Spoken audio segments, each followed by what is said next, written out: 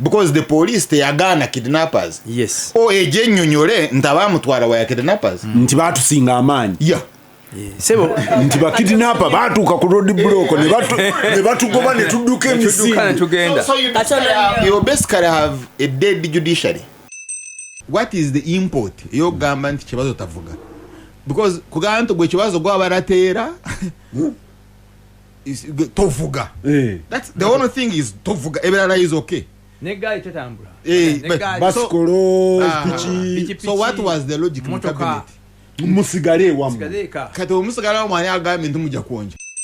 Every single day that contractor does not work because either tulemeddwa okumuwa right of budget right of bichigwe right of way okuzimba tetuna compensating abantu tetunakola chi we are obliged as a country to pay 300 million shillings per day. Enrica Pinetti bawade bagenda okumuwa contract gye bakasembayo okumuwa. We resisted as parliament. Netugambye ne bannange omukazi alemedde okuzimba eddwaliro bukyanga mulimu w'emyaka gyonna nesereze mumuwale era mumwongera contract. It was all to the deaf ears.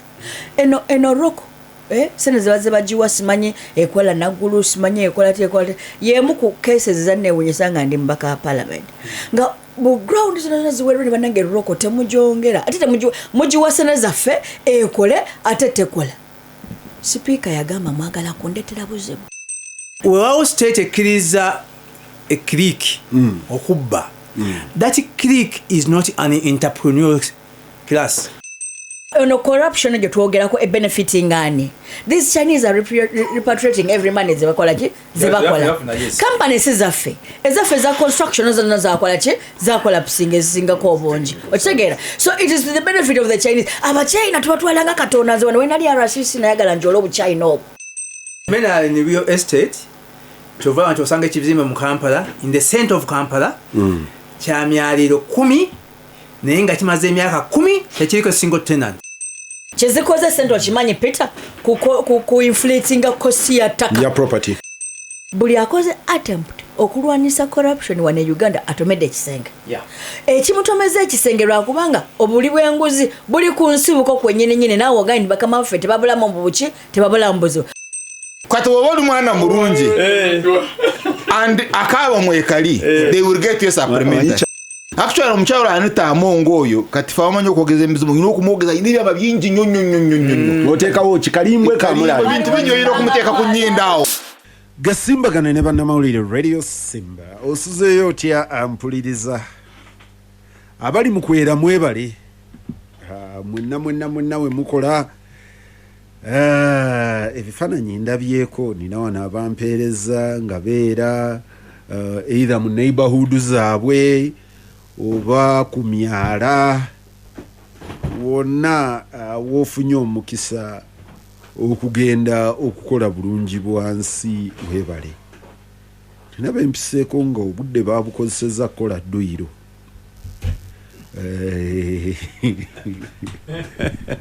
Nga bo kye baasazeewo kuyonja kwabwe okwo naye nakedde kati n'olwekyo nnyinza okuba ebimusaabirabye nga bwe bitambudde naye abali mu kukola mwebale naye ndowooza obudde buweddeko ssaawa 4 bagambyemu mpaka 4 kati Aisha gyava bamaze okwera asimbula ajja.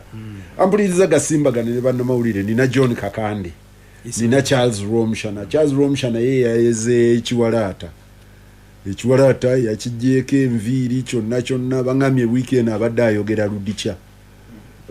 Omanyi wano John Ken Ruchanzi ye yali specialist w'okwogera oludikya nabanga nti ne Charles Rwomushana ennaku zino tomusanga ku kkubo ng'ayogera yekka musanga ku kkubo ng'akasuka emikono ayogera yekka ng'atambula ebirala abeera ayogera ludikya. Bamubuuza ensonga agiva amabega ng'agiza amaaso n'agiva emaaso n'agiza emabega nga kale bantu bange. John buuza abantu bannaffe mwenna batuwuliriza enkyalero balamusiza abakedde ogenda mu kuyonja ebifo byabwe kirungi naye ffe tuli ba essential services essential emirimu egitalikeka yensonga tuli mu studio how we came here is a different is a story. different story. Charles Rwomushana. abatuuliriza abaagalwa Katonda bamanyi Katonda wa kisa muwulidde mukulu kibazo waliwo story gye wagisomako Jesus Christ wajja n'asanga omusajja ali mu ntaana nga yabeera mu ntaana najja n'amugwa mu bigere n'amubuuza bwani naga I'm a legion, that's Mark. Meaning tuli bangi nnyo ziri ziddemu nga zezoogera tuli bangi nnyo naye totwoca tuleke tugende mu mbizi ziri embizi ne zigwa mu nnyanja and abantu ne bagamba Jesus Christ genda so gali amaanyi agali ku mulalu yali mu ntaana gamanya Jesus Christ, right?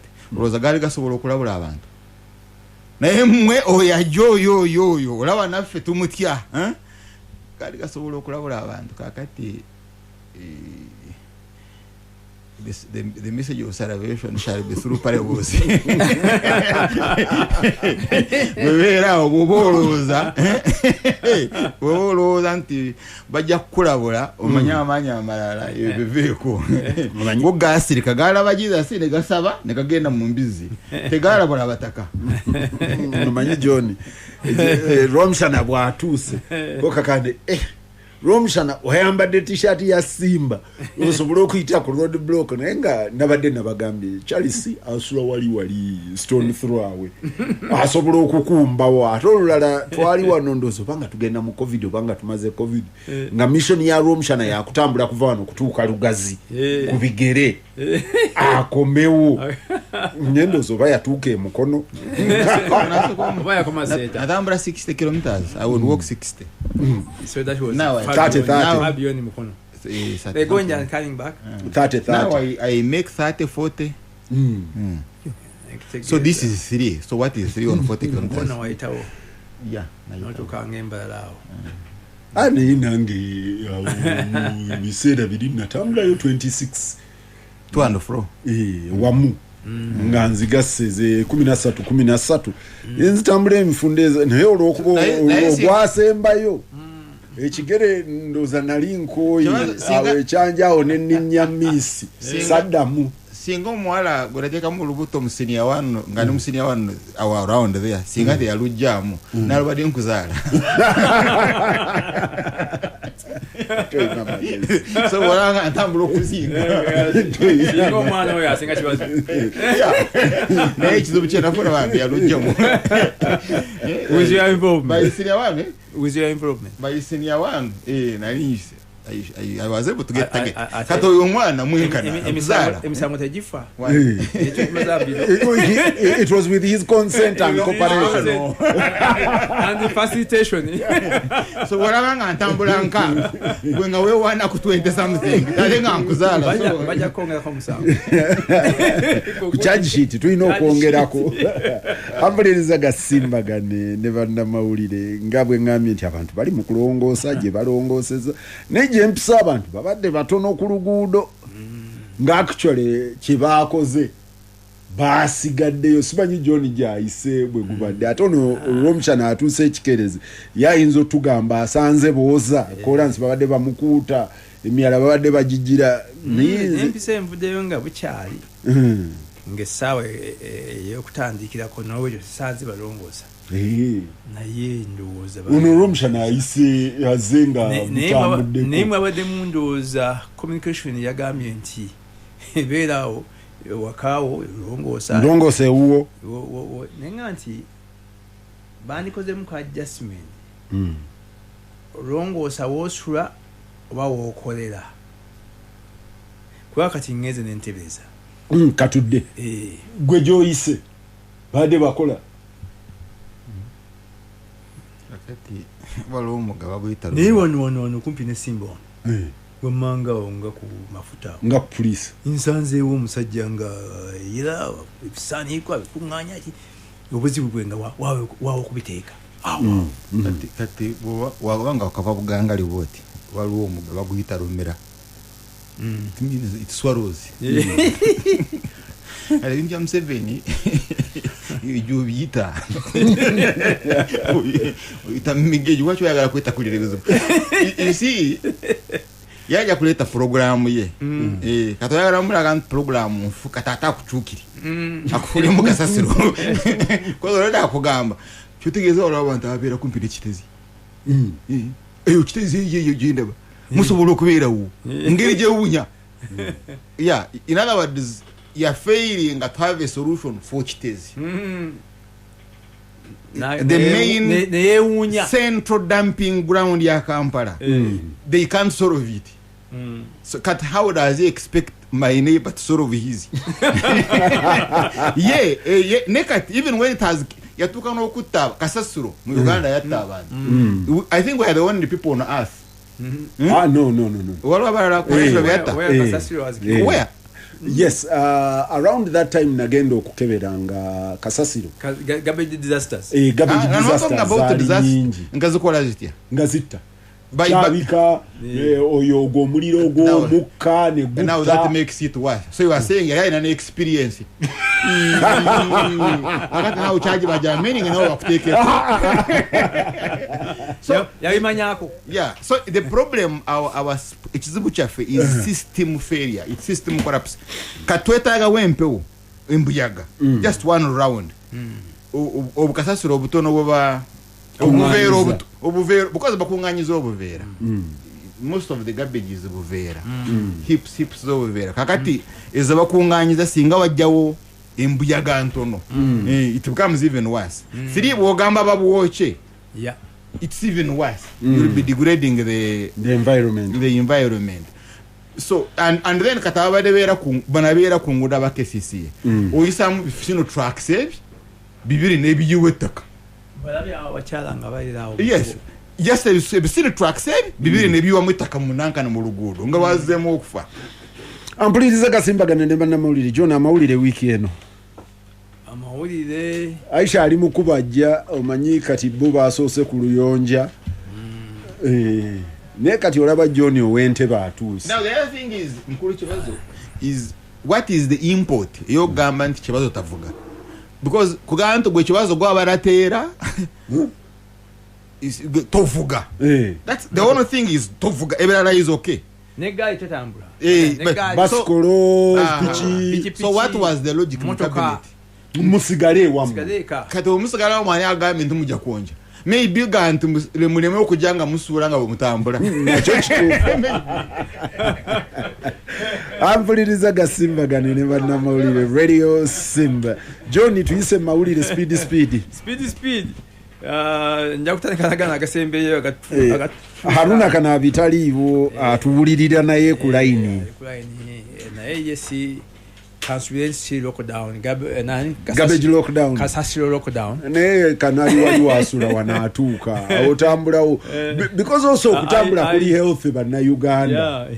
I take a provision tekali munti no we bigere tatambula akona banja chemanya omwezi okujja jakateekamu nti no we kigere akutwa kusanga ngotambula mbaye banja batambula naye national cleaning day nasanzo wa traffic wa traffic agamba abebigere ku bitale ebimusijja gamba wa musanze ayimiriza abebigere nga batambula bagenda kati ne mubuuza ko omukyala she was very friendly I must say ne mubuuza naye kati abebigere gwe nankani go wa traffic ukwata baaki nabanja tayibogedde Nangandi no they said no unnecessary movement buli omwe asigale wali no webigere asigale konze kati ono bwaba agenda kulongoosa gy'akolera.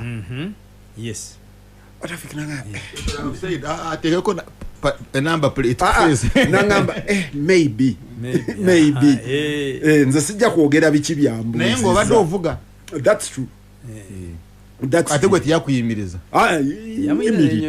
yimiridde conversation nogamba nti okola mu medical okola mu security kambayise mawulire okola mu security John amawulire amalala sebo ensonga ya omusango wa Kagezi gutya atambula. Interesting details coming through.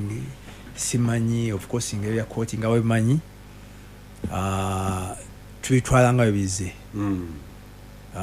tetwagala nnyo kwako comment ku butuufu bwabyo oba obukyamu bwabyo tuleka omulamuzi ajja kukola evaluation oluvannyuma nnyo ku nkomerero naye omukulu Kayihura omujulizi omu yamuyingiza mu butemu bwakolebwa ku Kagezi.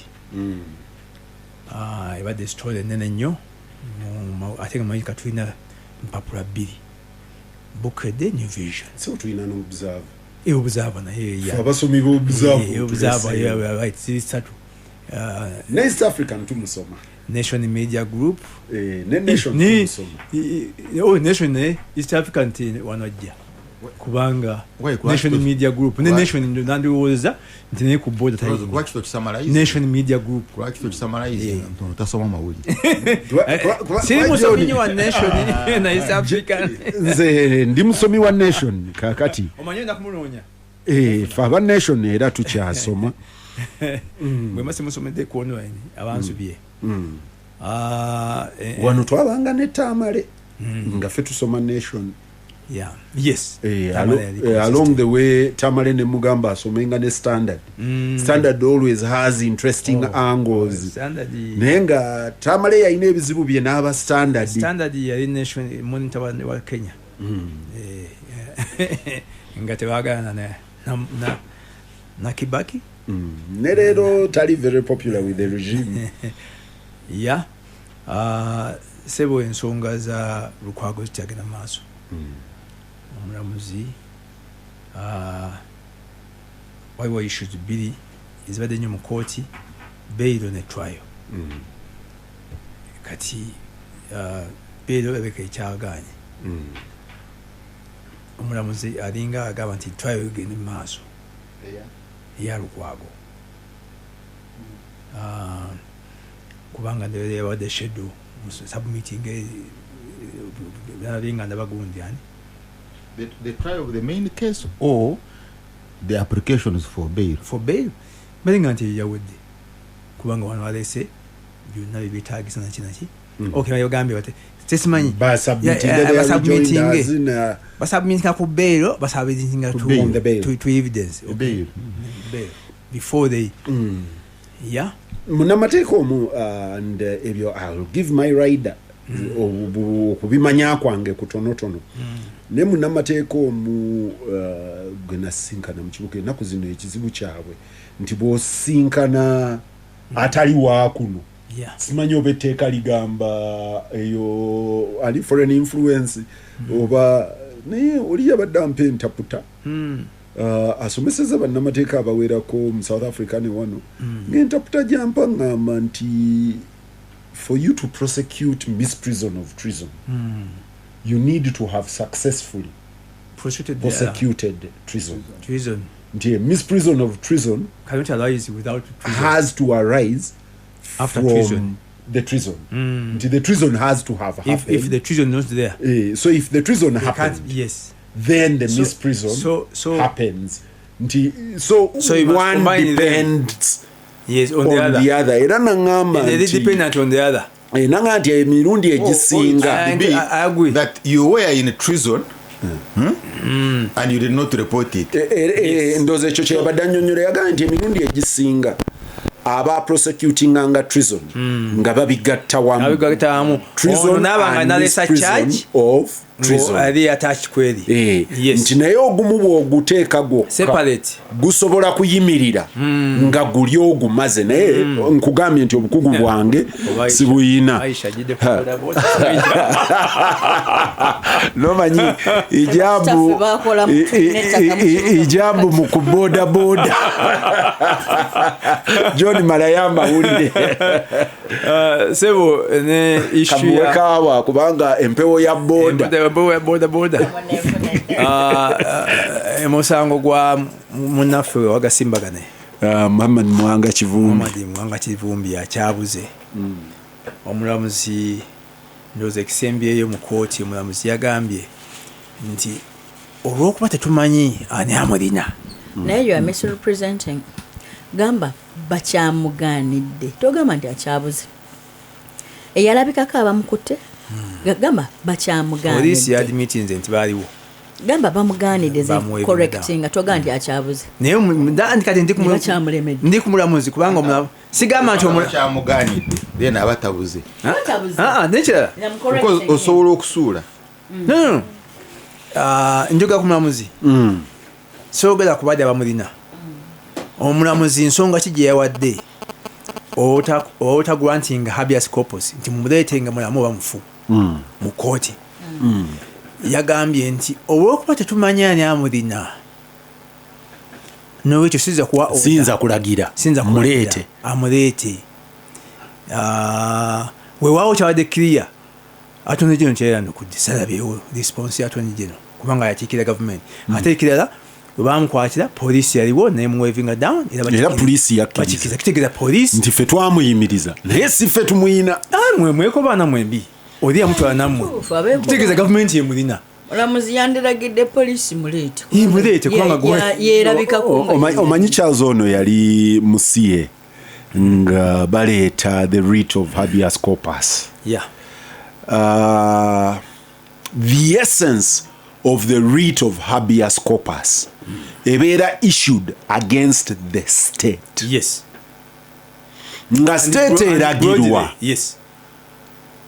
oba emanyi Kakande gyali oba temanyi emuleete kubanga ebeera n'obuvunaanyizibwa okunoonya Kakande oyo ebigambo byabyo ebikinyonnyola mu nzivunala y'Oluganda biga nti leeta omubiri gwe oba mulamu oba mufu muleete erigooti so the issue of the writ of habeas corpus tegamba nti gwomanyi gyali egamba nti munonyi muleete naye mulamuzi okusinza ku judgment ku ruling ye kati alinga akyusizaamu n'agamba nti olina kunkonvinsinga kubanga bali bagamba nti n'abapoliisi abaaliwo bano tebawadde manya gaabwe but you see they are only bali basatu abasobola okubuzaawo omuntu omu is a criminal akoze kidnap for some reason oba ransom whatever it is that's a criminal ate ekyo bwe kibeera wabeerawo statement with the police so even the police is aware ekyengamba when in kidnap police ebeera aware because tosobola kujja mu kooti for habeas corpus nga tokoze statement with the police to reporting the disappearance of a person the second one is a non-state actor like a rebel group Al-Shabaab or something bamanyagazo and what I'm saying jajendaga lwakwanto oli wabeerako n'amagezi mu class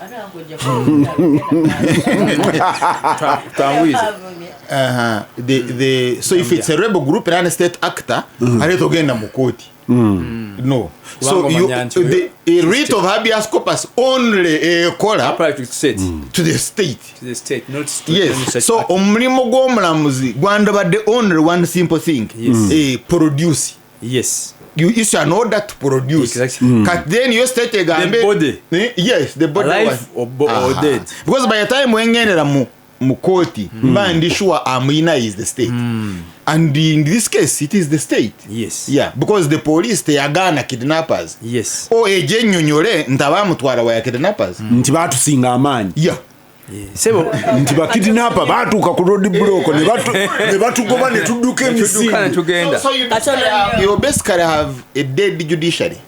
It's just a dead. Esunagendayo ntale bizema nga tunagenda yeyo ndoza moze sai na tumuzise omulamuzi kye yatukozeemu obunye mu bufunze sigenda genda in details kubanga habeas corpus babajita bwe bato habeas corpus ereetebwa only when ogamba nti wabadde illegal imprisonment illegal arrest by government that is the circumstance kati obujulizi bwa mwanga bwali very clear nti government yayinamu omukono very clear kati bwali vunanyizibwa bwa mulamuzi obaffe kugamba nti ono mu police gwe bayita Peter Kibazo ya mulina. It is only to show that the government ye mulina. Government ena facilities nnyo twala abantu bayo yewe n'obuvunaanyizibwa kumunoonya emukole ki. Mpozi kuba Samugumya bagamba batya omulamuzi yagamba nti tiyali convinced nti state ye mulina. Nti ye muyina. No way she couldn't issue habeas corpus against state. So when you convince them state ye mwina, then they want you to show exactly ate okwogera oli John malaya mawulire bosi mwangu nnyo kwogera he who should not be named iwe di paper yagambanga the import was tobeera mukomera okusuka esaawa eziragirwa amateeka. Yes, bakulete mu court. So the object of court is umulete for trial. Yes sir. And sira bakulwacho omulamuzi yandabadde akyetolerako. Wade wanegwire ddala mu international media kyensubira nti abasomi baffe bandibyagadde omukulu Oriega Otega Daniel alinga mwanga Daniel Otega yalangiridde nti mu Nicaragua ebyokulonda bikomi kikafuwe ye ne mukyala we bajja kufuga eggwanga mpaka Mukama waliagalira co-president njoga biri eri nakala nti ebyokulonda nagatako nti kati kyetugenda okwemalirako kwe kukuba opposition tubasanyizeewo ddala mu Nicaragua. Agonanga wadde mawulire manene makulu nobayiritiranga yakola statement. Wait, but the bwatyo from beginning. No, but he made that statement. Tachusiza. Kulonda maybe 50 years or maybe more. Omanyono yasoka nafuga Otega. Yasoka nafuga as a single party. Era nzijukira omukulu Kigongo oyakyalayo omukuba muweka yali mukwano gwange na Museveni nga baweereza ba Nicaragua dole emitwalo 2 nga gift, state gift, kubanga bali bubi nnyo. America yateeka kazito ku Nicaragua oluvannyuma lwa Noriega Otega kwali babateekako akazito ne bakkiriza multi party elections ne bamutifitinga. Kati bwe yali agenda amateeka gonna gali ataddewo agakugira opposition n'agajjawo n'addamu opposition ate okulonda bwe kwaddamu ate n'akawangula n'adda mu buyinza ate n'agakyusa n'agakomyawo. Kaakati yatuusekesi n'agamba nti nze ne co-president this is official tekiriko nti bino bya nankani official co-president my wife. Naye njagala kulwaki olowoozeza nti tujja kukyagala nze wendi awo ensi erina okumanya ebigera maaso gwagambe nenyinawo sitole kyemanya abannayuganda mujja kugyagala lwaki olowooza nti tugenda kugyagala nali musunsirwa mawulire manya sitole nenyuma mawulire ekyo tekibadde mumawulire kumanya kulwaki olowoozeza nti Peter Kibazo ajja kwagala sitole gwegwadde omulimu gwange emyaka 4 naye ndowooza ate on the other hand nina kyenjogedde wano Peter n'agezaako okunkoonako naye ndowooza ni mukyamu naye ndowooza mutuufu eri ebintu emu bye tutasaanidde ku promoting kubanga wekijjira nga ndoga kiri oke n'egindi kyabeerayoko seryegulire wandilyesigaliza ampuliriza Gasimbagane. The one who alleges has the duty to prove. Mukyala Aisha Kabanda alina okuprovinga ndi wamukooneko and tu wamukoonedde kwekyo because ekyo mawulire tukiyita censorship. Ate censorship is a big evil. Tetulwanyisa mawulire olwakawuka kabadde amuggyako naye ono ye n'alowooza. ampuliriza Gasimbagane ne bannamawulire. Of course weekend also mwambi Balamu ne Namere ade basigadde batambula agenda beetooloola kati akavulu kakola buli gye bayita ne bayitamu oli yangambye and I want to correct I think yabadde mutufu yagambye nti lwakuba nti mmwe ono aina media attention nyingi nti naye bya Mukama Fred owa wax nti ye yasooka okuhitinga. No, there was even a minister mu cabinet ewedde. I think office of the president. Waliyo ne Salopendi eyagenda wane Naggulu. Sinaguyoka yasoka kirudu nga yambadde nga Aisha era nze bwe malaba bwe ntyo mbeetegereza nnyo era namusubwa nnyo okuva kuba minisita Salopendi naye wano yagenda olugezigezi nga ne mu kabinet alutwalayo. Salopendi we namwagala nnyo kati oli yangambye nti naye bya Mukama ye yasooka but of course they've excited a lot of Ugandans. Omusajja ya Mukama yagamba ku gudo we Mubende Mubende Mityana Mubende Fort Portal Mityana Mubende yagamba ababbi mbagobe nembasuuza yaganje basuuza ki baya nti yabasuuza mutwe ng'ekifuto kira kyonna bakiridde. Of course the interesting bit is bya Mukama yali minister ekisanja ekiwedde yali minister of state Ludawa roads works and in charge of roads under General Katumba. Okay. He was working under roads. No, mbadde mbuza bubuzi. Sina intention. Mbadde njagala mumanya. Information. That question cannot be innocent. Information is very innocent. By the way, mukuru kibazo. Genda unoonyereze. Impigi Express. Teina design. Ejiconnectinga ne Busega. That's the issue. Yeah, that has been said. And it was under his docket. Oh, really? Yes. Are you sure? Yes. No. Waliwo minister. Waliwo full minister. Why do you Generally. A full minister. Ne junior minister. A full minister. A full minister. Let me declare my conflict of interest. Please, a full minister. Generally mukwano gwange. A full minister supervises the line ministers of state.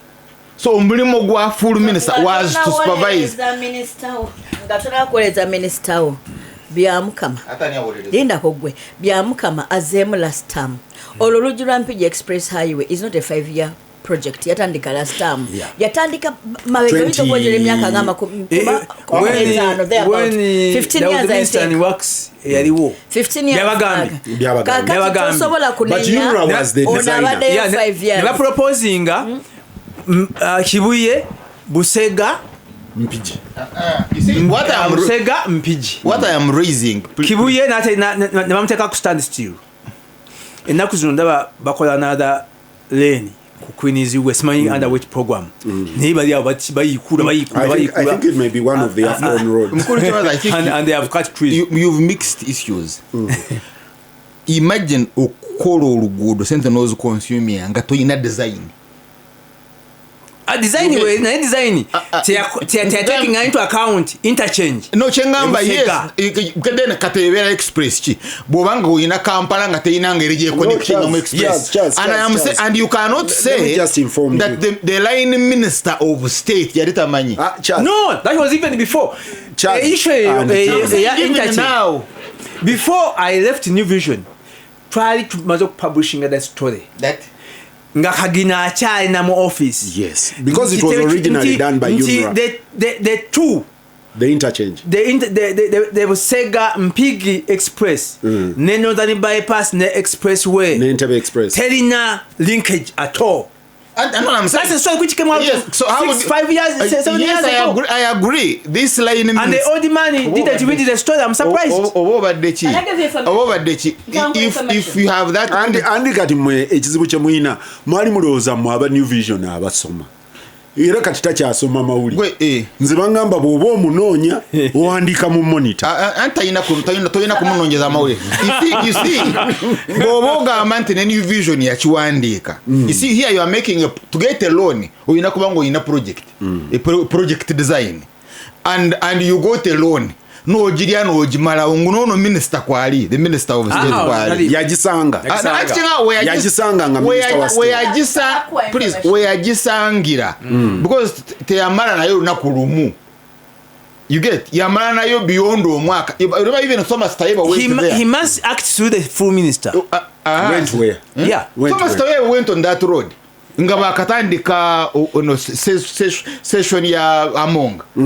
Thomas Taiba personally went there. Yes. Nimade njagala kwegendereza byoyogera. Peter nsaba kuwa information gwe n'abawuliriza. Bwe gambye oluguudo lwatandika 20 years back n'ogaana. Okay? Feasibility study ono Petero. Feasibility study y'oluguudo olwo yakolebwa between 2012 and 2013. Okay?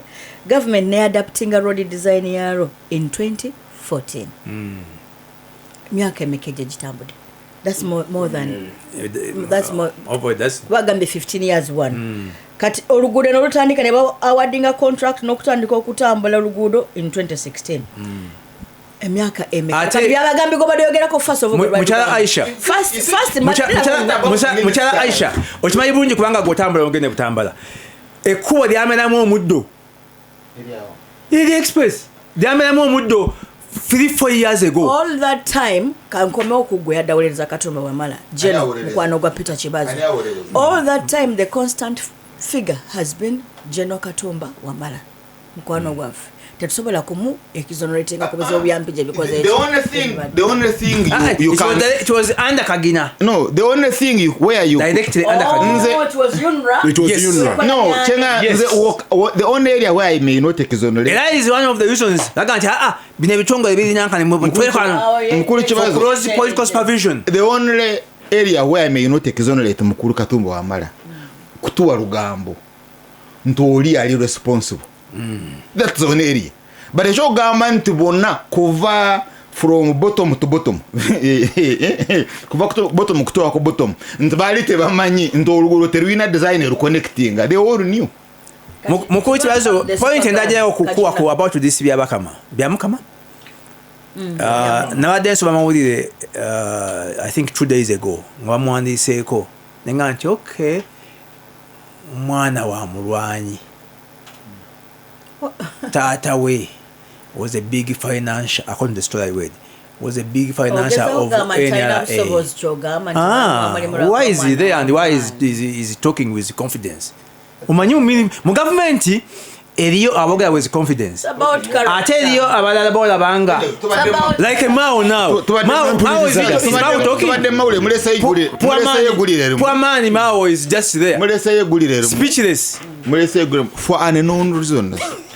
Emoluka zibalete zikirizibwa kutambula macha Gulire John we yasonse eri okulongoosa gotoya Kennedy budde bwatuuse wane no reason moluka tezatambula ambuliriza Gasimbagane ne bannamawulire. John, just back there in the operations of government, mpuliriza the whole of this thing of the road. One, nade njagala bagamba government eyinayo concept jeita design and build. Ono Aisha ajimanyi nti actually okola nga o designinga nga bwokola ki bwozimba mulimu n'enguudo ze awaba investor bo batuzimbire tujja kusasula. Actually, oluvanyuma President Museveni abadde key person mukulagira UNRA enguudo eziweebwa ba investor bazimbe government esasule leeta. Wawo olumu because Charles abadde ayogera ku design wawo olumu lwemmanyi really very interesting. Nakauka natete nakauka mpiji neruddayo eri Entebbe olwo luyiteeyo eyo kati waliwo some works balutandikako nabanja yazi commissioning. Just allow me to go on a little. Aisha and John. Now, my interest in the road was an interaction with the technical people. Abantu ba bulijjo Joanna Kakande alina akabanja ku kkubo Charles Rwomushana UNRA yajja ne markinga. Yeah. Negamba Charles Rwomushana oluguudo lugenda kuyingira mita 12.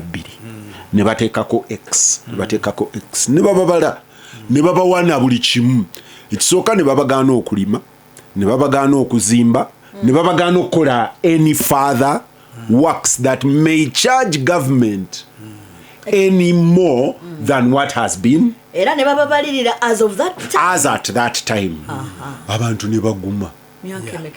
Now, many years later, my information from the Ministry of Works is nomanyi oluguudo olwo lwali lwa design and build. Along the way, by the contractor. Yes. Along the way, twesanze ng'ensimbi tetukola ki?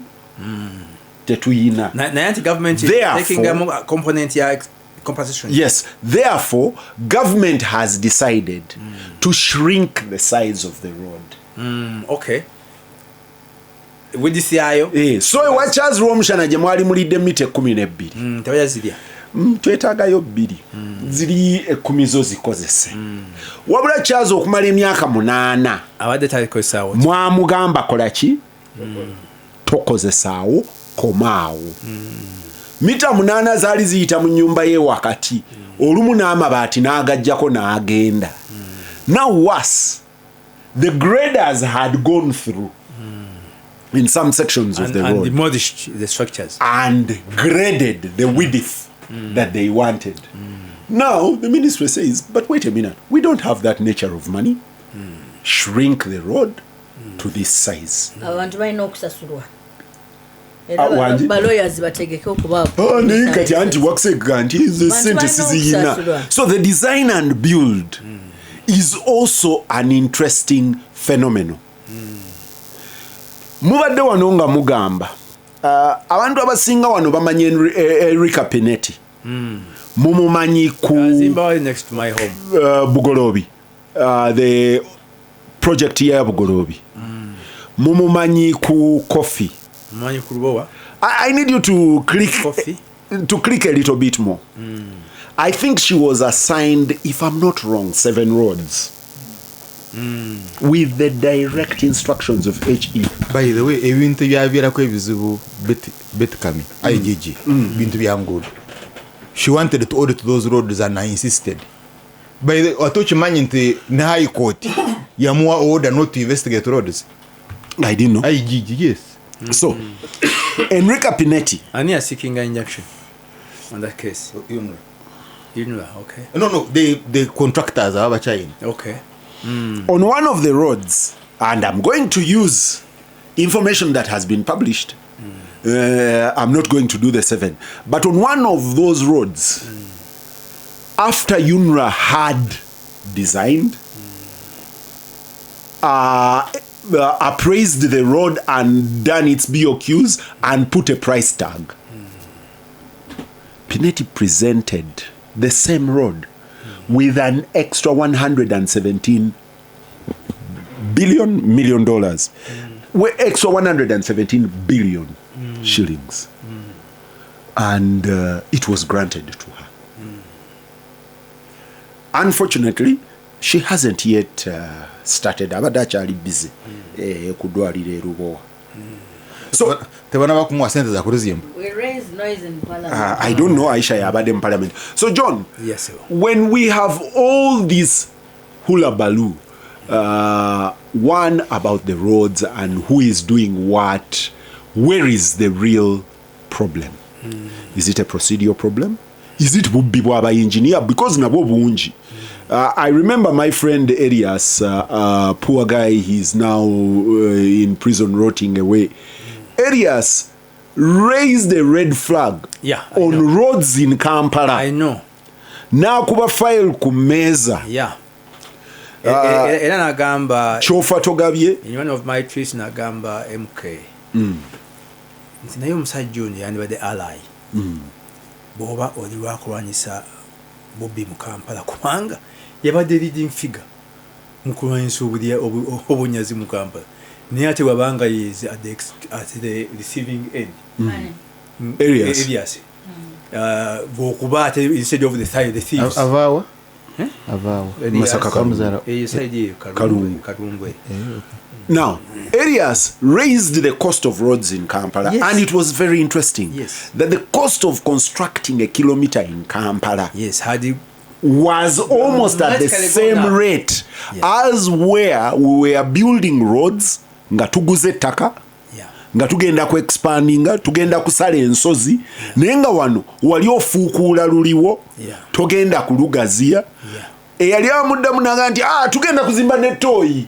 That was the response from the minister. Component. Actually, it was the response from the funder eyali atuwola. I don't know whether it was ADB. Aisha could. Yes, ye yazisaayo file. And it was reviewed. And in the review, Kampala got, I think, an extra maybe 17 or 27 kilometers. Yes. From noisier. Yes. So, John, deal with the issue. Where is the problem, or is actually the problem in the videos that Nonya John yono? Mukulu kibazo obuzibu bwe tusanze buli widespread cancer bunye enguudo nange ndi very pertinent about them okuva twafuna municipality Makindye Sabagabo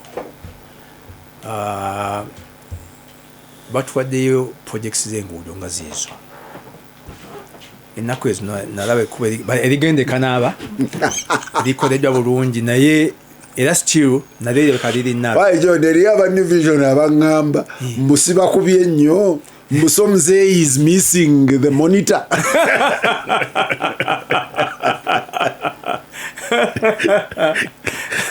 Kakati ennaku zino balontinga Kibutika Road construction. Naye just a few kilometers teziba na ttaano. Naye it's a disaster. Basi myesimye bamenyemenye bunankani bufensi bw'abantu bakoze eki and the thing is not going anywhere. It is stuck. Now that was before elections. Up to now there is nothing going on. Naye waliwo another unfairness mukulu kibazo ya joino okutunuulira. Enguudo kasimanyi naye enguudo ezalinga under UNRWA. Yes. Zalina Ministry of Works. Nga bananyini ttaka babeera compensated. True. Enguudo zebagambanga nti ziri under the district local governments, the road fund. Nga bajja natugamba mutuwe space, mutuwe ttaka.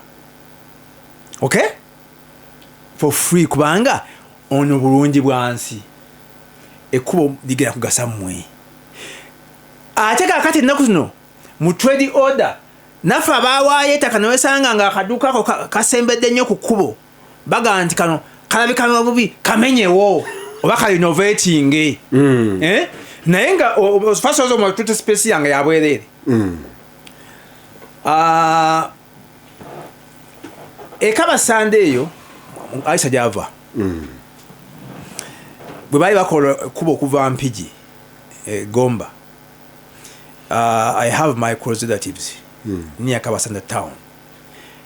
Kati balina efumbiro on the side of the house, the main house nakafumbiro.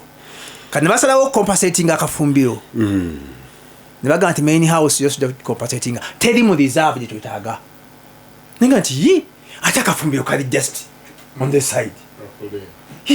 Kati bwoba compensating akafumbiro automatically kitegeeza nti n'ennyumba ennene okoze eki okitwalidde. They had to struggle and use all sorts of go-betweens okufuna compensation for the main house. Kubanga wali abayundu baali babaga nti ffe tubasasula kali kokka ketuyitako ate nga kali ku side kali ku level yemu ne main house ogese out bakusasula miliyoni wazalinnya mukafumbe kubanga kali katuno just one small room. Kasi nga kyebeka kyali intentional. You bring them here. John, there is a similar story. Abasisters simanyi nti bayinza okunzikiriza njogere congregation yaabwe. Yes. N'oluguudo olumu lwali luyita ku ttaka lya one of the congregations of the nuns we have in the Catholic Church. Nga bayinawo ekizimbe. Yes.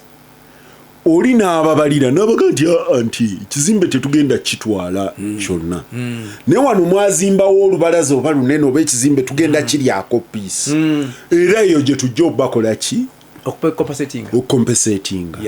The poor nuns had actually agreed. Nejjayo diira naga nti nze nsobola okuba pushing nemufuna compensation of the whole because by the mere fact that ekizimbe kyammwe bakikutteko kitegeeza nti kiweakeninga the entire structure. Muba mulina okufuna compensation for them from the entire structure. Neddiira ono John ng'alina price tag n'abagamba bwevaayo $1,010,000 for want of numbers because if I mention the amount someone will be able to know who I am talking about.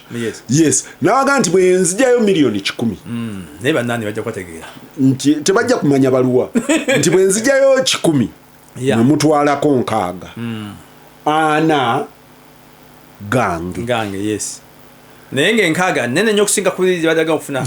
Kati originally ne bagaana ne bagamba nedda ekyo tekisoboka kale ffe tetubirimu ebyo kale mwe musigale awo nga bwe musigadde. Banaani bano bagenda okulaba omulimu gugenda mu maaso nebaayo abantu abalala baba approachinga people of goodwill Aisha ku kyalo n'abagamba naye mother general what is your loss because bwe mugaana bwe muti bino ne bino bibaawo naye bwe mukkiriza ne babawazimu mujja kumenya kino muddemu muzimbe n'ensi kati mother general ngaga n'ensi etuuka etya ku ekyo njagenda ew'omukulu neekubira enduulu kati ew'omukulu gye yagenda okwekubira enduulu ng'omukulu bwe yali ayagala okusinkana mukulu munne nga bamubanja ng'alina bazabanja gavumenti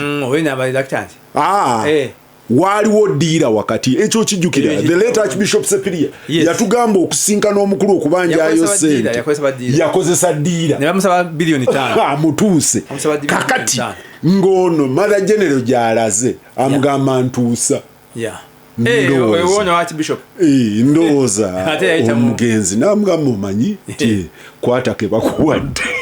waliwo by the way oyogera waliwo bannani abaddukanya essomero mu Mukono district and this is also a recent case balina school project gye baddukanya era ne bajja ne babagamba some agents in broker nagamba nti teacher nti project eno you are spending so much money naye nga government ena funding nti for the kind of thing nti kiri very simple sente ojja zifuna naye kakati mbadde spending ameka for argument's sake ebadde ya $1,10,000 nti tujja kugirinyisa etuuka ya 5 naye nga 25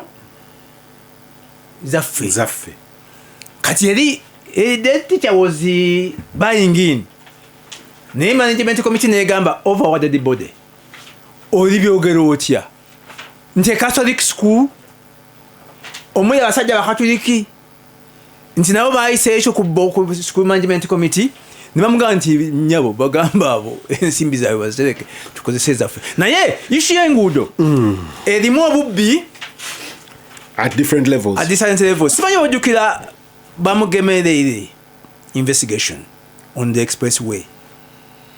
It was actually a judicial commission of inquiry. Yayaga bintu byonna mulimu obubbi twafuna ebyapa ku bisenyi ku bitoogo weebuuze mukulu kibazo weebuuze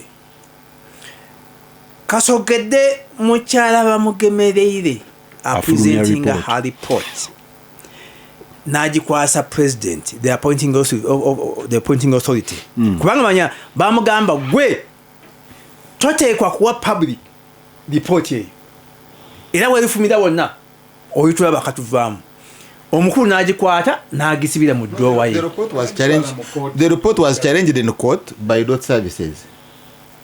So and they Had it been published? Listen, and they won.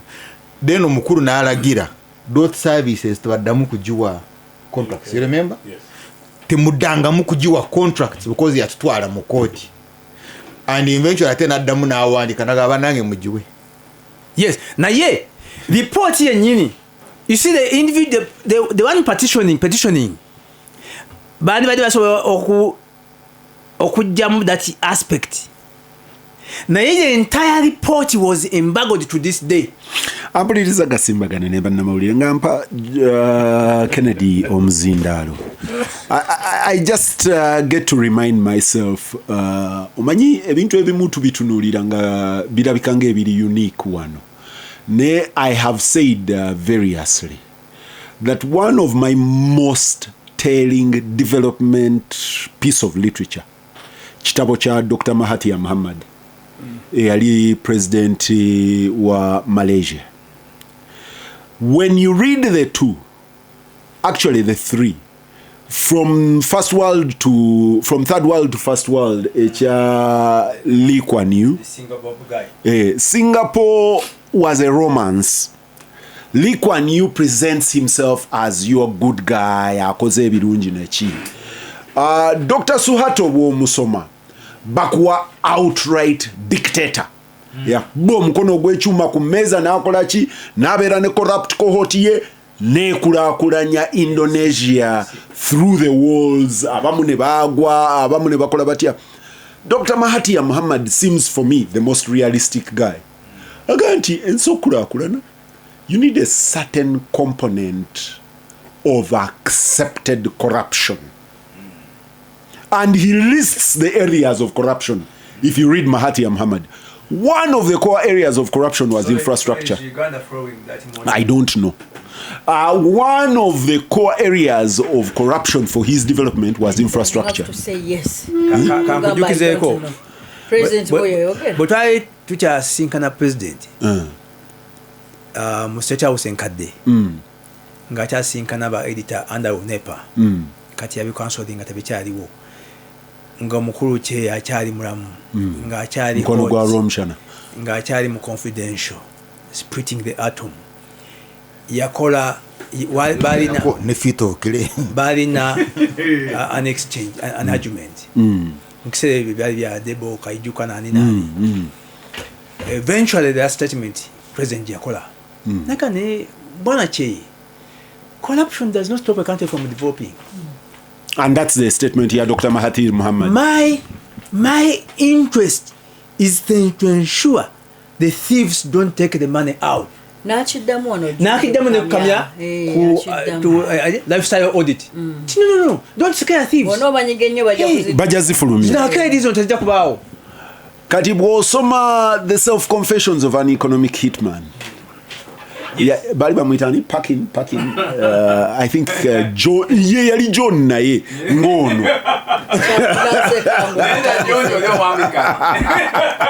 John Packing, I think John Packing effectively says zine enguudo ezituweebwa the Brentwood organizations, the ADB and all the other donors are actually a conduit also for fleecing economies, but also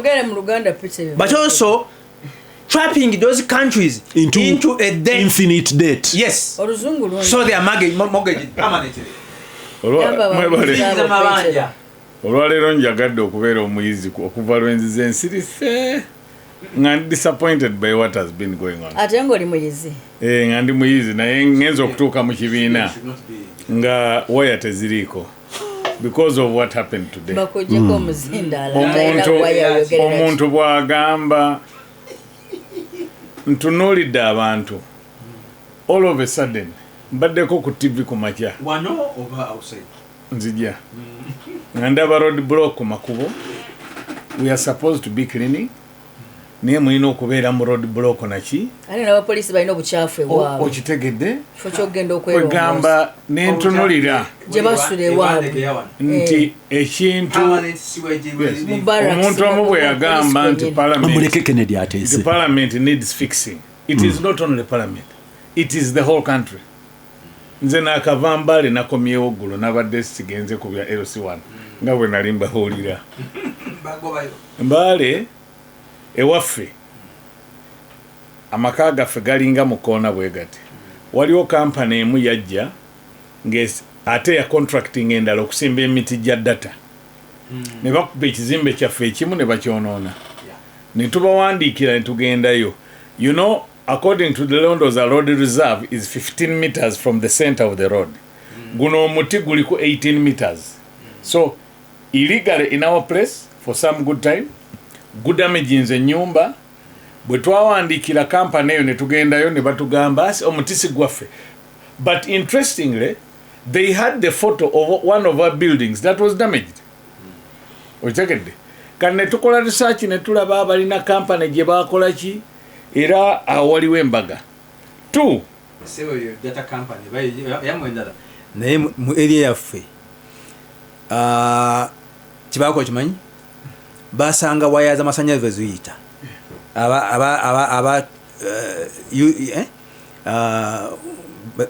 gurupu eri yavaako y'amasanyalaze weyasimbanga emiti gyayo umeme weyasimba emiti gyayo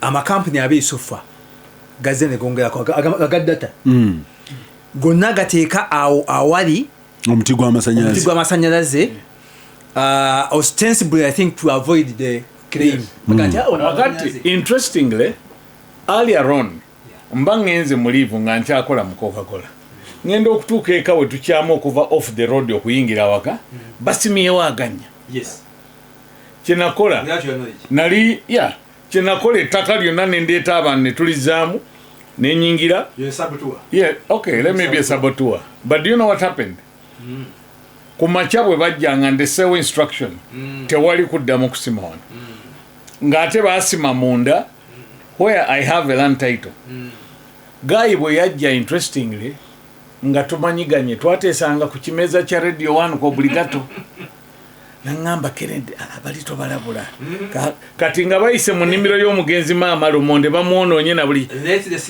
yes kakati ne mugamba nze ebyabala sibyetaaga you have damaged my mother's things nengamba maama oyagala sente mmeka ze yayogera ze baamuwa naye bali tembalabula so you look at mubadde mwogera wano I was a board member Coloreses ne tutuula Pito kimanyi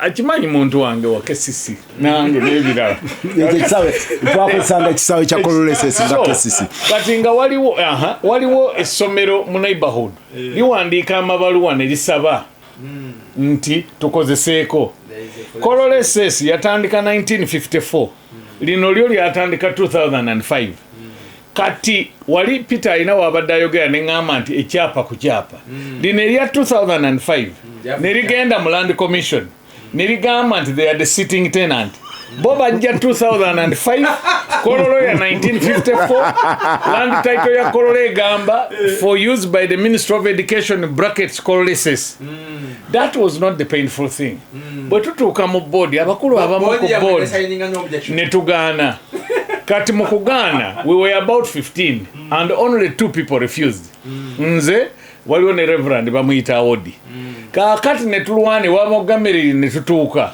actually obadde oyogera ku report y'abamugemereri bwe twatuuka bali bananyinirira essomero ne twabika kati n'abiyimiriza actually up to now tebabikwatangako we stayed oba okugjako nga tufudde tujja kulwana kati bwe tutuuka luckily enough kiryowa kiwanuka na issuing opinion nti omuntu oli yafuna land title mbukyamu it should be cancelled kakati wano between the land office n'oku-effectinga cancelling ne wayitawo time to allow the other man to take us to court kati bwe bagenda mu kooti nze mbadde awo juzi nga bankubira essimu sebo twagala okujja okulaba nga ngenda Coloreses nga nsangayo n'oli reverand nti omusango oguli eno baanoonya abantu abaaliwo ekiseera ekyo naye ne basanga nga mu board minutes Reverend Award ne Kennedy Mutenyo be baagaana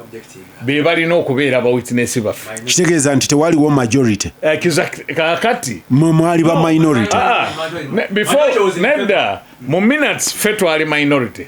Kati board they are taking a decision kubanga twekyankalana nabanyumizaako board chairman yes nasitula gundi fairo n'agenda wewuliriza bwagenda tatugamba konti there is signing of an MOU kati nga tumubuuza how can we sign an MOU with Serwajja Okwota nga yalina okutukkiriza ku ttaka lyaffe kwe tumaze 1954 yes you have become the tenant so quickly ne tugaana naye ekirungi batuyise omusango guli mu kooti but because on the records twagaana prohibited from discussing no I've not discussed the merits I've discussed what happened so ekyo kimu bw'otunula njogedde ku luguudo so njagala kutuuka ku luguudo how does it relate now, we have everything needs fixing.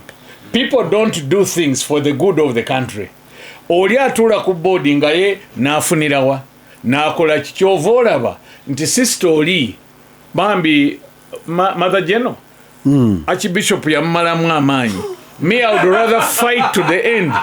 Ojagede. So ekiriwo kati. Yes. He had a difficult experience. So kakati Aisha akyogedde. Baloya balina emirimu. Sincerely, you cannot come and make me Peter Ogambi how long? Then no gambo lugudo turushinkinze as if there is no law in this country. Actually, but echocho naje chiva Kennedy. Why? We waliwe tutandikira kubanga enda kudda na Aisha ne Rwomushana is what is happening to these roads? Do we deliberately omanyi waliwo bye twavunanga inflated. Yes, biru waliwo bye twavunanga President Museveni and I think naye along the way na reversing the process of constructing a road. John ojukiranga State of the Nation address buli mwami Museveni lwajja ne budget nga atugamba tuina oluguudo lwa Hoima Kaisotonya. I will use Hoima Kaisotonya waliwo ne luli olwagendanga njadujukira nga kati nagenda ngokubuza ne luno oluguudo ne budget ewedde ne State of the ne baga anti first we start with road design then we start with I don't know what next and then nga kitwala emyaka esatu to arrive at the financials of the final road. As we speak now, if we conceive a road today within 6 months we are running down the trail, getting a loan, and issuing bids and approvals. And in that process, noting all approvals from Parliament, basically last week. Of the financial, yes. We are going to lose money. We are going to lose money. As I go to the adverts, Oluguudo lwa Mpigi Express, really interesting. Mu contract yaru every single day the contractor is delayed. Sebo, yes. According to again New Vision, the paper I read daily, bagamba nti during the debate mu parliament on that issue that is borrowing Mwanga Kivumbi yababuuza tusobola tutya okuba nti we are spending $14 million per kilometer. That should be ready flagged. When I'm waving off. And John, listen. Every single day that contractor does not work because either tulemedwa okumua right of budget right of bichigwe right of way okuzimba tetuna compensating abantu tetuna chi we are obliged as a country to pay 300 million shillings per day. And it is in the contract. So Union was using that. Union was using that excuse to stampede MPs to approve. The government, they are using it to stampede. But you see, in that case, if I am a contractor, what is beneficial? Who put the What is beneficial? For me to work or to pray that you fail to process? to fail to work. Because you pay me 300 million shillings as a donation. What you don't know, and Kibazo, I know very well nti okimanyi bulungi nnyo. Omusajja ono oba omukyalo oyo okufuna oluguudo olwo bw'abanga oguudo lujja costinga $100 million, probably $40 million zisigaddeyo upfront. Ampuliriza Gasimbagane nkomawo because that's interesting. Bano nga bagenze ewaabwe contract gye baba erimu million bisatu every single day. The contractor does not work, and it is because of the state. To what were the right of way, to what were the access, to what were the clearance ya NEMA, because baina no bawa NEMA certificate okuita mu kitogo, to what eriyo mwami enaku zino abaana ekifo kibakitwala naye yabadde minister of finance eyo this week yadde akyonyumiza naga nti omusajja oyo yandibivuddeko nti bagamba omusajja ya constructing ekizimbe gaggadde n'afunako kickback $1 million n'azizibika yekka tana gwe yawaako ona n'azirya yekka.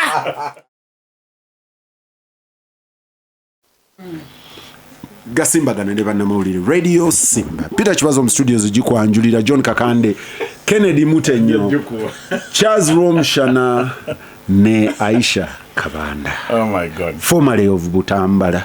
Still Butambala. Wanzijeyo. Ono we Kampala kati. Formerly of Mumpiji. Kati Aisha omanyi weekend Aisha yabadde neddua. Butambala etsabira muganda waffe Muhammad Muwanga Kivumbi. Edduaye era eri yamwebazizza wana nebaziza nanga nti Peter nebaliza Aisha edduwa ewamuwanga n'ebigambo Aisha bye yayogedde TikTok nze saabirabye nenze namanya edduwa ng'egenda kubaawo era nensabira nnyo Aisha olw'okuba nti waliyo edduwa endala eyali egenda okubeera Katonga ne poliisi nebarikadingawo kati nali neeraliikiridde nnyo ekalamba naye kyabagaana okujja kyo neeraliikirira ekalamba naye nze mbale ku dduwa naye ffe abatali ba sayidi eyo bakutuuza eri tojja kugira naye tole TikTok ye yagambye and she was not contradicted nti bamasheeka bano abali wano bemulaba abo batudde matitiri nebyokwogera batya kubanga kankuwa information obaddeko Aisha ndi musajja muprotestant ngenda mu masinzizo gammwe ag'abakatuliki naye waliwo akantu ke boogera abo abeetegese nga bakatuliki bokka Aisha loot infrastructure and loot at all levels. Mark the word in bold, caps and bold. Loot. Now engeri joyego rozungu olinga taso wa nasali, is it looty or root? No loot. Loot. Kati no loot eri ku all levels. At the international level bana abatuwa sente bazituwa bazisike. Yes. Because procurement is the biggest source of corruption globally. Yes. Nebazisika. there is a conspiracy. Kakati oyo naavaawo ne tukka ku mutendero ogwaffe ogw'abamusibatayi wano ne political level naffe nga awo tuli mu kunyaga ne tutandika okukkirira mpaka lw'onoosanga owa wansi. One of those example obadde oyogera ku bamugamereire Aisha and mwenna abali wano you will remember Allen Kajina. Whatever you say about her ninabye nali mwagalako ebiri interesting bwe baali bazimba Entebbe expressway omu ku bakujjukujju b'e Kampala yagula ebitoogo yagula olwazi mu kkubo wakati n'alupricinga Allen naga nti ezo sente mpitirivu tetuzikola ki tetuziyina tugende mu kooti etuwe evaluation y'olwazi entuufu bwe batuuka eri ne bagamba babadde bamuwa mmeka bilioni 2 ti nga ntono actually entuufu zandibadde 5 or 8 times more. Kyeyerabira Allen nti daki mafia group eri everywhere. Now how sure are you yogenda kubatwala mu kooti yali tayogedde ne kooti nzija kubongerera wano nabongerera eri kamba ko obongere. now the Allen that was interesting is bwe yafuna judgment n'atuula ne ba-engineers be ne ba-designers be naga nti olwo olusozi lunnemye tie oluguudo tulukyuse wano luveewo redesign tukole dituwa tuyite eri kati bw'amala okulwebalama ba-technical officers be ne bawandiika report ne bamugamba lino ekkoona lyetwongeddemu nti lijja kubeera very dangerous for traffic. There will be accidents, there will be death. Wano wajja kufaawo abantu abatayogerekeka. School buses will come here. Therefore tochigeza. Stick to the other design. I still give Allen the credit. Nakwata report yaabwe n'agiwa ba external consultants. And this is but correct. at every level of consultants nenga tezenkana ziri ne bamugamba this is correctable. Tie wano ekona babadde bakuwadde lya gundi bweziti mita bweziti kugundi kundi tulikole bwetuti tuli softening bwetuti tulikole bwetuti ejinja lya Rwomushana ne balireka wabbali never na Uganda muli interesting olugudo bwe lwaggwa. I don't know whether the accidents happened by default or what. When accidents happen ne batusmagolingira report nti omukazi twali twamugamba ne munaye accident tezikya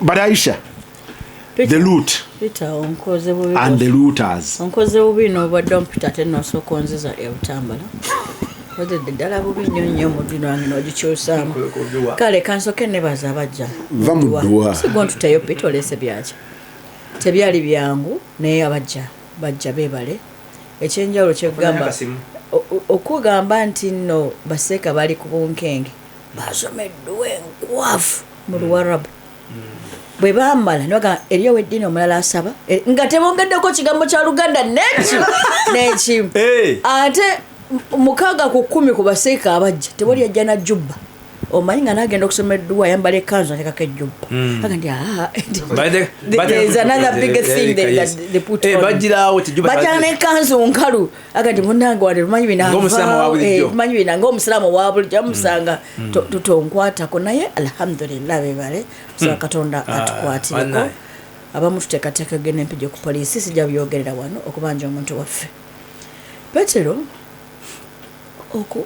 obubbi buno mbadde neebuuza ng'obisoma nenga n'ekigendererwa kyo kiri kimusheno oba sirabona kigendererwa kyabyo ekyokubyogerako just kujjukiza bujjukiza nti batubba kubajjukiza bujjukiza kubanga ate bawakiri singa twogedde ku bulungi bwansi ne tucorrecting ebiteekeddwa okucorrectingibwa nti muterezemu kano na kano na kano kubanga Petero buno obubbi obuli ku nguudo buli buva wakati wenyenenyene ku nsibuko ku kikolo mu kiseera kya Mulyagonja nga IGG yatwala kampani yali ekola oluguudo lw'ekatosi mu kooti olw'obubbi obwali ku luguudo lw'ekatosi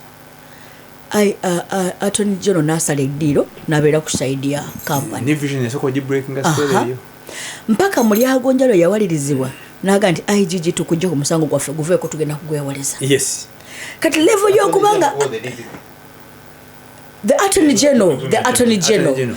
General ya shiftinga okuva ku complaint ezabeera nga nti mubaleke bakole mubaleke so wobeera ku level nga Attorney General wa government tasobola kubeera na IGG kitega nti bambi IGG yete yafuna briefing entuufu yagenda amanya agenza kankujukize ku isho yenyini Katosi Road kubanga twagigoberera nnyo eyo kampuni bamala okugijja kampuni y'Abachina siko bamala okugijja ku Katosi road nebagiwa contracts endala mu northern Uganda. It was compensated as a way of reward for the loss of this contract. as a way of reward. Omanyi Katosi Road kyemujjukirako, I think Charles will remember, twakayana nnyo ne John ono wano nga John agamba uli atandise okuzimba bamuwe contract nga nze mugamba the contract was dead ab initio kubanga wajiwa Charles Rwomushana that doesn't exist naye sebe kubo lyakolebwa era tuli happy through another contractor abana links go ejabwe kakati nova ku mulyagonja n'osanga ayijiji omulala mukyala Betty Kamya era naye kampani y'Abachina ne mutwala mu kooti agandi bannange wano waliwo obubbi ndolwali luguudo lwe Hoima Road ejo badde ogambe they got an order of court in Muganda and they were to investigate.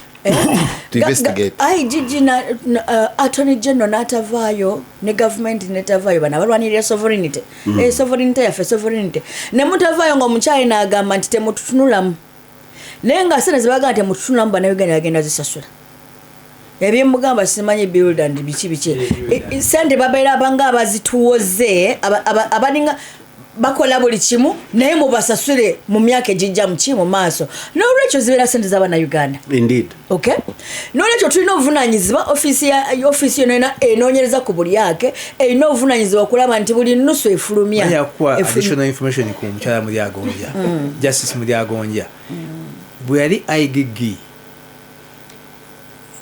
n'aflaginga fertilizer plant e Tororo n'agamba nti abe mukolagana nabo Kiwani. In spite of that, President n'agenda okulaunchinga project against the advice of the IGG. Era okuva olwo omukulu n'atandika okuba ennyo Mulyagonja n'ateekawo n'akakiiko ka State House Anti-Corruption Unit.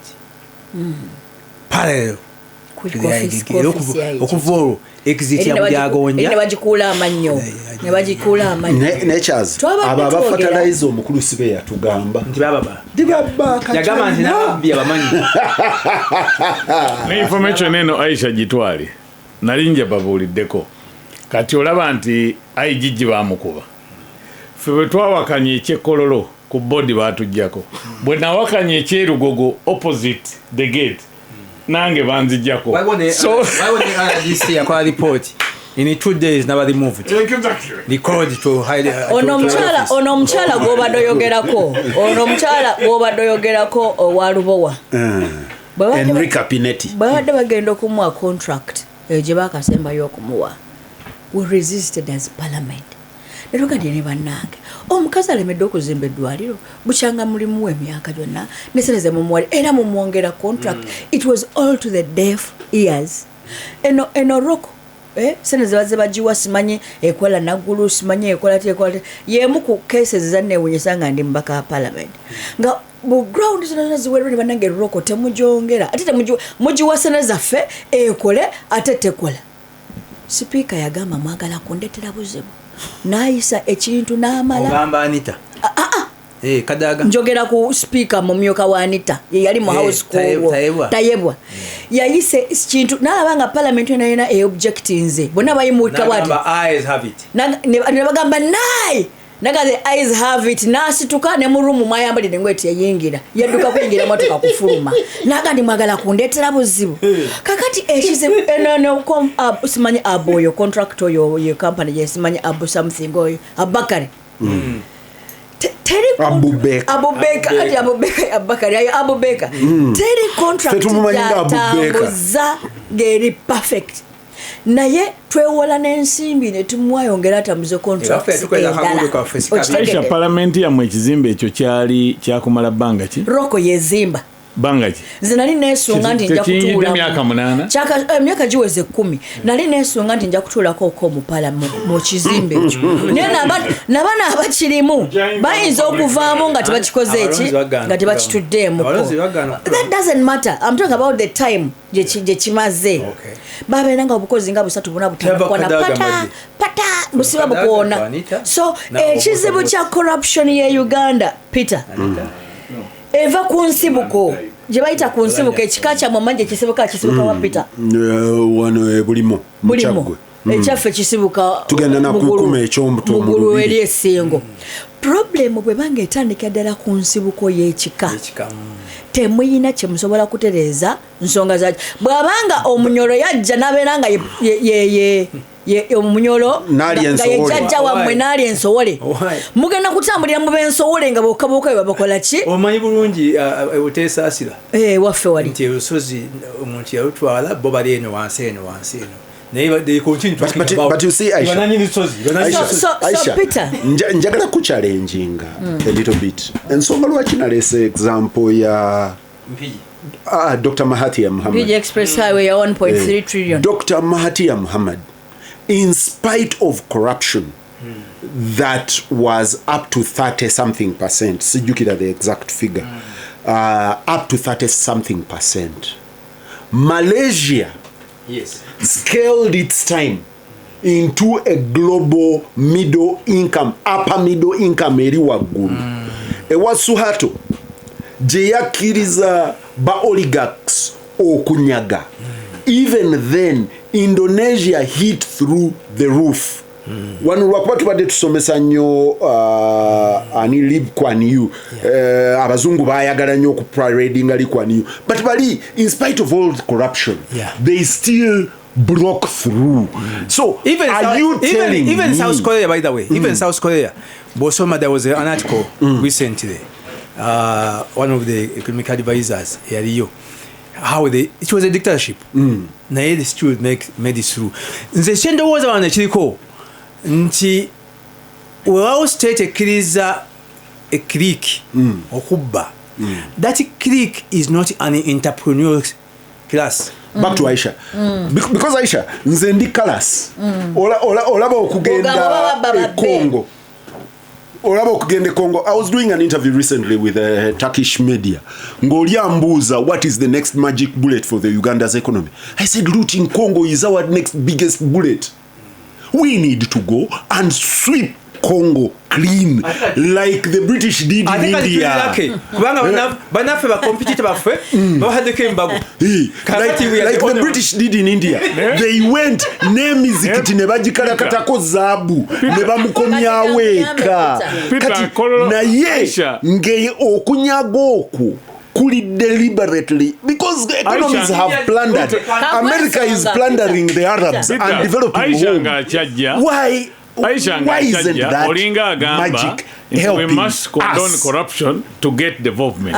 But maybe not. That Maybe is one. not. There are very few countries that have benefited like that. Corruption. Actually, Kennedy. No. You need to understand. Very few countries at a development level. Spain and Portugal plundered, but they remained poor. Britain, France, Germany plundered, and they became prosperous. So, at a strategic level. Yes, the class that is plundering must be a class abajja okuinvestinga for the transformation of the country. Peter, 3 quick ones. Kati Peter agamba. I know Peter I'll look very sinful. Peter agamba. Musosodoti ansuubira akawungeezi. Tojagenda mpenetesi yakufaayo. Peter agamba, oba tubba tubbe. Provided. Naye tubbe tweyambe. Kyagamba. That's what Peter is saying.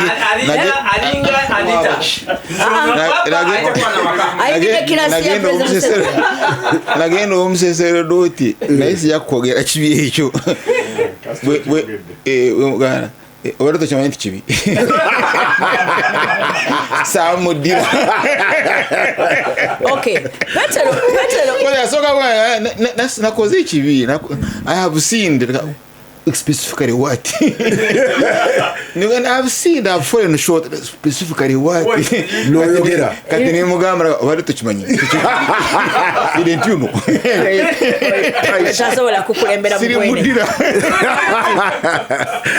Petero wali objective wali wano. Nzikiriza tembere a bit political. Nti okay, tutegedde nti abatukulembera. School of thought yabwe ga mu DNA yabwe. Corruption mwali tagenda kuvaamu. Banga Prince 7 agamba bali ebbanga lye bamala nti byebalya tebabifulumya. Bwagamba question tebafulumya. First question tebafulumya. Abo bonna abatubba first of all ojja kusanga family zaabwe ziri bweru. ziri bweru abaana basomera bweru lifestyle gye batambuliramu njawufu naye yongerako finally yagambye nti we should not handle corrupt people with politeness. Balina amaka bakola ki ekyokubiri ekyokubiri kati bino omuchina ono byalwanagana ono corruption gye twogerako benefiting ani. These Chinese are repatriating every money zebakola ki zebakola companies zaffe ezaffe za construction zonna zakola ki zakola singako obungi okitegeera. So it is to the benefit of the Chinese. Abachina tubatwalanga katonda zone wenali RCC nayagala njola obuchina obwo nengamba bannange security meeting obuchina bujudde wano obutambuza bijanjalo binankani bakola emirimu gyakwaki gye bakola. Tukolemu security ogundi tubazingeko ne tukanya mu security meeting lunaku bwe tugenda kuzingako obuchina bwono butayina makulu ku streets zaffe. Before we went into the operation, we received a call. Takati abachina tembakola ki tembakwata. I am told it's a much higher security issue. Aisha, I am told ezimu ku contracts Uganda ne China zekola for borrowing like a Karuma zina provision yokujira kuba experts nti Uganda eteko kukiriza Chinese migrant workers. They call them experts and they come here and start hope. Through you, sir. Manya kumanya kule yo Aisha Kabanda je yafuna yabawa.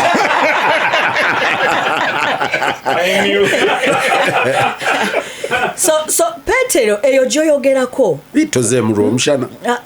Ye bibyenga tabiddira mu wano. Parables.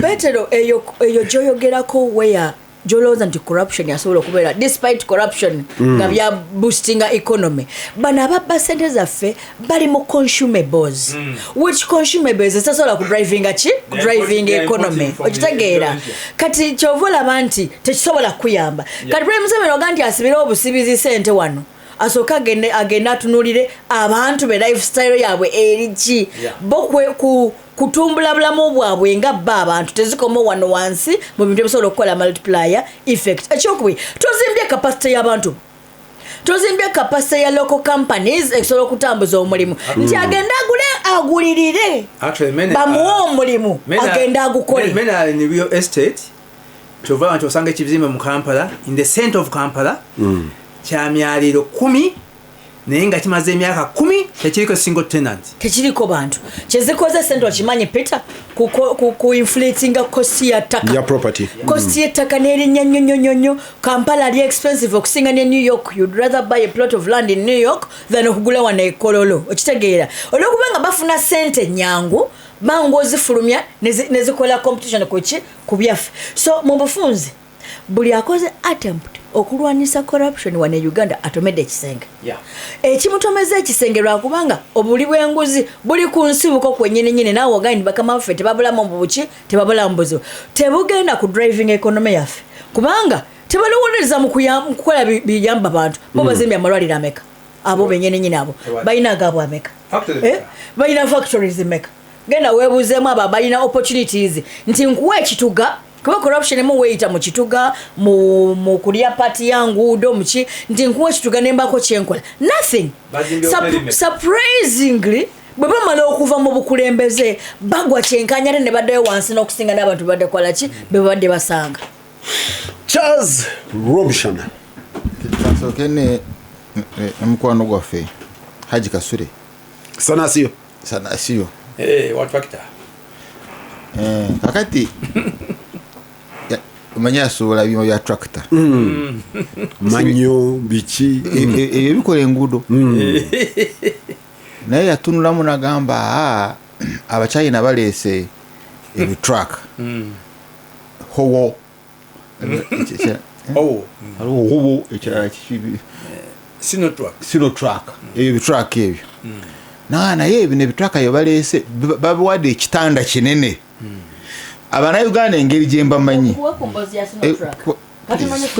sokoleke Kakande leka Rwomushana amaleyo story sino truck ezo nagezaako nzirwanyise mu parliament nanga nti bannange sino truck zimaze enguudo zaffe mu byalo they are too heavy bwoluyita mu bwalo buno bw'omukyawo terukola ki terusigalawo ate nokutamaka mutaddeko ebipima weight okola nti oluguudo mu protecting kankubuulire kyekiteeso n'okujja kukikola patent first of all n'okufuna akisemba was difficult n'okukiteeka ku order paper nga tosobola baba nyenenyene balina sinotrack nekiranga bati abanene okubayingiramu akati olwanyisinotrack Aisha nkujjeeko leka Rwomushana ateese nago ngokongedde leka Rwomushana ateese kakati mkulu sana sio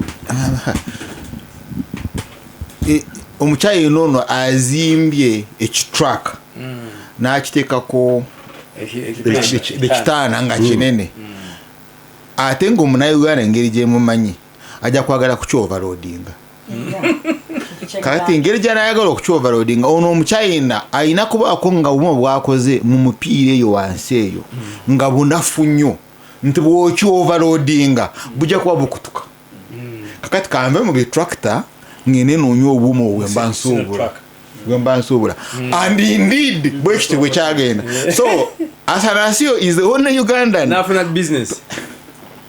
is the only Ugandan easy how you amalgamate the Ugandan corruption ne corruption y'aba China to make business kate Singapore jo badoyogerako wabanga there is a true Singaporean ya Asanasio because yamanya omuna Uganda is very corrupt bwana alabe kinanka ne kinene ajja kijjuza ayina abana omukyala is very corrupt agenda kola ekitrack nga kirabika kinene naye ngeri mupiire yo wansi kidafu na wano kazoke kuba kabangu kano tense bulungi Gasimbagane ne bannamawulire Radio Simba so Kampala inokubanga kati esawe na temagana nga mukeme kwacha nakutera television kakati dera fubo we agala kustadinga corruption ya Uganda in relation to China jirabirawo that all ya designing a kisino track it looks so good tiche kimune cha omukadde wava muno ne benziye nga byonna bigumu akidesigning abo kirawo it is the best naye ekitanda kinene ekyo kimu bed intono bed kinene because he has studied your mindset of corruption kati naye wakubira nakola software wa ebintu wali wansinga biri software bere ngo omugulako 24 hours is it the same concept nabana abategeka tuwa z'abaana b'amasomero nti banonyayo ebimotoka ebikadde nabyo bikole sente so kakati same concept kakati this the same Chinese akolera enguudo actually ekizibu kya mchala Betkamia agamba because you see they come and build for you agamba tugenda kuzimba na sente zaffe and kuwa oluguudo right kati mchala Betkamia agamba runo oluguudo we balukozeseza balukuddi bajemu sente zawo balukuddize rujja kwa luweddewo yes and yeto chayine banja omukula ga don't audit that because China tayagala uchi auditing you see awo otandikira kakati walocho badoyogera wano nti tusobola okukula nga gamawanga go because the most of the elites here you must you look a PhD holder boyogera kulani likwani you oyo atenga nze simwagala nze njagala Suhato ne ani Dr. Mahathir Muhammad kakati obado laba ekyokwera wano Mukampala geno labo kyebakozesa okwera lweyo lwennyini lwe tukozese afu mu kyalo Oluganda the original lweyo I don't know how they imported them mchala kwasanze isi bogamba to clean Kampala roads olweyo lwokozesa lweyo lwakahoko there is no difference and ye economy joina taina na mask ye economy joina mindset yayo is still my village wamwe yeah so nebwabba it still remains the same mindset but let me show you bobo designing a contract BOQs if it is 1 billion can cause as an example kulugudo esigara li constant it's 1 billion design etc corruption esoka ya procurement the procurement committee Kati that procurement committee anti yeko egamba contractor ezaffe million 10 gyozigye ebizibu byo up front. And by the way, yes, and sometimes you have even to pay up front okufuna contract. But if the BOQ remains billionaire ate nawe you know kukola amagoba nobeerako okubiri who is the political class. Kakati political class naye ayinamu categories. Category eyo tobaliramu mukwano gwo mukulu Katumba wamala. Oyo afuna either akasimu oba kanoti ikintu kiwe kibazo. Official letters are written clearly.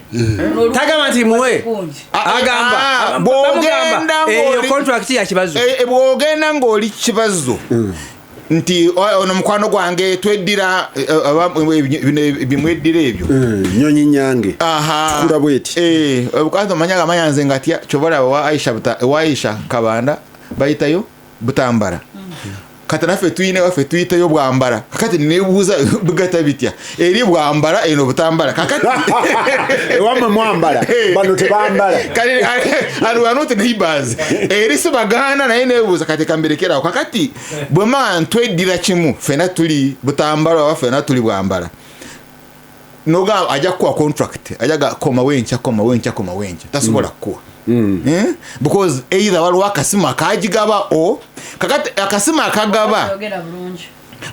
akagaba contract oyo gwe bajiwa yetagikola naye agisubula antasobola kugisubula nga talina naye agisubulira within the BOQ. So if it's 1 billion aja kugifuna at 1 billion then still agikutunde gwe. Classical example luli oluguudo lwa Katosono lwabadde ayogerako bali baafuna endagaano. Please oluguudo ndomanyi nnyo chola ndwe oyinza n'okubanga naawe naditambudde kakati then you have the engineer bano babalamu because ekibuzo kikiva wa balamu. Your question comes from Baram na Mary. No, I was here. Difference between me and Bano is that nakugoberedi. Waga eno system ya na Mary ne Baramu au tandikide priambo yo. So my mind remained locked there. First and foremost, Baram business ye ya bidongo. Invent management ebivule ebyo muko business ye nze ndala sigimanyi kati na hotel nene nze sigimanyi please nze manyi eyo buli wagenda anda ngali mu youth akobe ebidongo ebyo akosa same system yatandikira bakerere jwagenda jabadala ambula sente za ba youth empowerment abada akola that system invent management then ajire ebifananyi nabiteka ku UBC omukulu abikoleki abira olanga bwenyina abantu bangi now so is no longer minister of state is now a cabinet minister naye genda ononyereze and I pray hard that IGG finds me incorrect genda ononyereze oba NRM secretariat ne system teamua contract taina contract ekozese ebyuma bye mu mulimo gwe in other words is not a supplier of his own business because trading. Yes, because that's corruption. Now conflict of interest. These engineers bakwata bebalumba of course by engineers bakwata sibe bali alikuba district but these engineers naye oyo contractor nga BAQ echali constant esasudeko the political esasudeko procurement committee remember in this procurement committee PS tanaba kujja because bagamba bana ba procurement bagamba we are independent civil lawyers na PM batamu so kat ono engineer yagenda okusupervising engeri gy'okola oluguudo but because you have paid all these bokolera ku engeri gye mwakanya mu BOQ then you not have money but naye zeta wabata kuwa the certificate you can't even get the first down payment that's what you nayo tosobola kukola ki tosobola so wetaaga ki document che nayo ino okumu nayo ino mutemera but still the BOQ still in the BOQ remains constant 1 billion tena bakola ki yo wajeyo 1 billion wabadde tonagijjayo nga Kakande asabyeko the designer of the road yagamba runo oluguudo 1 billion so when you are bidding oyina okukompitinga n'ekibazo kibazo bw'ateekayo billion 5 oteekayo 9 billion 4 so you are not even within billion obeera osala osobola okukompitinga osobola okuyitawo but you remain within the BOQ you must pay bribe but within the BOQ all these layers kati bw'omala engineer supervision then oyina okufuna certificate of completion eyo osobola okusasulwa eyo nayo still ayagala kumutemera kakena yakalinzi kakati then okukusasula you need finally you need 2 permanent secretaries the mother permanent agambe babiri the first permanent secretary is the Ministry of Works the mother company the mother ministry kakati oyo bwamala okujja epapala je bigenda okuva bigendemu secretary to the treasury so you know kusasula aba accountant general simanyi bulungi nze lebe manyi bano babiri abana bemanyi babiri abo nawo you know kukola ki that's why you see the state of Uganda eina areas nyingi nnyo domestic areas nti bakuwa oluguudo nga balina sente and n'olukola n'olumala ne bagamba olumaze but sente teziriiwo why because these 2 permanent secretaries tebanakuyirako tebanakufuna kaabwe kale bw'oba yaganye okutuwa nawe bagamba but you see the BAQ never changed and oluguudo mwangamba nikolere mwetaaga because kale there is no money arrears certificate tenakakasa nti wakola omulimu bw'oba tobawadde bano n'okola oluguudo n'olumala certificate bajja kugikuwa because you can't be in arrears nga towadde toyina certificate so bakuwa certificate ndio nagamba sente teziriwo the next financial year kati noyingira mu domestic areas now mu domestic areas story sasulwa chovola basobola okugamba nti bakuwadde sente ne bazigazetinga n'okugazetinga nti bazikuwadde ne muzirinda mwezi gumu 2 3 ku nkomerero y'omwaka ne batazikuwa naga nti twagazetinga tume tugenda kuzibawa ati twazifuna kuzibawa so in such cases district ezinanga sende zaze nemile zaze enkomerero sene ngatezeze za ministry of finance and that's how you get pushed into ngokubona kwa mama that's why you get pushed into but you remember part of this money is from the bank kati bw'obanga olizi kibazo n'oganza obukristo nyina bungi nnyo njagala nfuna amasakaramentu gange bajja okay kale kola oluguudo bw'omala they will give you a certificate of completion thank you very much but there is no money so you go into arrears now bw'ogenda mu arrears for them to begin paying you katono mbami you know genda matone genda ebintu ebitiye because sometimes you may even threaten to go to court now then you have to sell the entire debt Charles Rwomushana ne Aisha mwogedde na munjogerako tulina award je twafuna in certain government institution kakati tribunal bwegamba babasasule bweziti nti okay kati ono yali abigoba najja nsanga mu corridor akange kaliwa ne mubuuza mwakatuwadde musooke mutuwe kali kakati beewaabidde the institution plus their tribunal the tribunal made a mistake kuba walema chaza owalya Peter ekiri underlying mu bigambo bya Rwomushana nti omusajja ono azaasaasanya yataddemu ssente okuva ku kufuna contract okuva okukola okutandika okukola okufuna certificate azaasaasanya naye ku nkomerero z'okuzifuna ate era kufuuka mu lutalo nga beyateekamu bw'oba ng'obadde oziwa togenda mu arrears agenda mu arrears yo yabadde tasasula bw'atuuka ne yeewaganyala eri awasemba even if you don't pay the engineers once they report up ne bagamba ono musajja alina olugezigezi tatema kakati bone bakuleka n'okola ne bakuteeka mu alias ate nabwe ne bazikubirayo but you see here in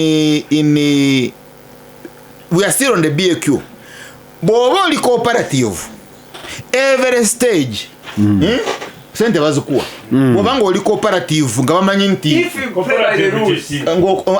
you play by the rules yes so they will be releasing money but they bazikuwa but you don't do the road yeah and there are many questions and you see I've told the BAQ remains the same. So the first 30% baja kuzikuwa na yeto ja kukola lugudo baba kubasasura and they are okay with it so ojiragira mbi ojizagizemwe mese nozo bago banogira they give you money you pay them now you go on the second phase it's okay now where you have a problem that's why you see like on Impige Express consumption is 100% of the money more than 100 yes but work done is around 40% how that come and you see how that chechimune roko now the why it comes like that is that obado cooperating no obado batembera now when bobango chikola bulungi